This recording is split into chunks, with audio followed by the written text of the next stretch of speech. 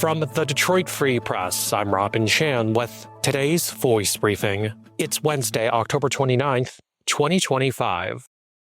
I'm Clara Hendrickson for the Detroit Free Press. It will be a while until voters have their say on Michigan's next governor, but the candidates vying to replace Governor Gretchen Whitmer, who cannot run again, have begun building their campaign war chests. Secretary of State Jocelyn Benson has amassed the largest sum so far, bringing in over $4.7 million. That includes money she previously raised running for her current job. Other major Democratic candidates, Lieutenant Governor Garland Gilchrist II and Genesee County Sheriff Chris Swanson, trail behind her. The GOP field has former Attorney General Mike Cox leading with over $4.5 million raised so far, which includes a hefty amount he has lent his campaign. Behind him, U.S. Representative John James, a Republican from Shelby Township, has brought in over $3.6 million.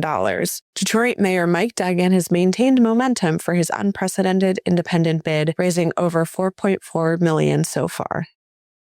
I'm Susan Tompour, and I'm a personal finance columnist with the Detroit Free Press. Bank names usually don't catch your eye, but Bank 313 clearly has a ring to it. The 313 moniker is an original phone area code assigned to Detroit in 1947, and 313 is everywhere now. But Rob Farr, president and CEO of First State Bank of Michigan and Bank 313, recalls that he was watching a Detroit Pistons game maybe 18 months or so ago, and the NBA team was wearing their 313 jerseys. Farr was in the midst of creating a Detroit-centric banking division. The idea was to focus on small business lending in Detroit. They needed a name, and the Pistons jerseys provided the inspiration. And I thought Bank 313 says it all, Farr told the Detroit Free Press. The new digital Bank 313 is an operational division of the state-chartered First State Bank of Michigan, part of a Traverse City Bank holding company called GTSB Financial. The goal of Bank 313 is to provide loans to small businesses in Detroit and using new technology to offer quicker answers, yes or no, to small businesses applying for loans to expand their operations.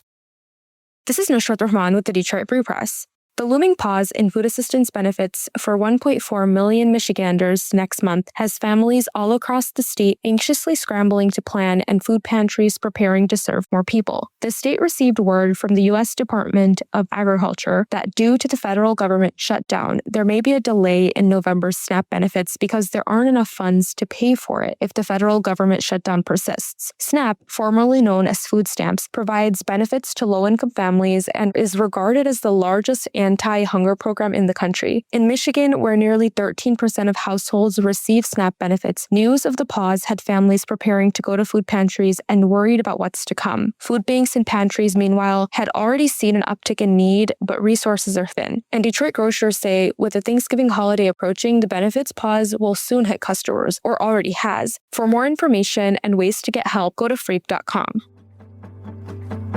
Find more from the Detroit Free Press on freep.com. That's FREEP.com.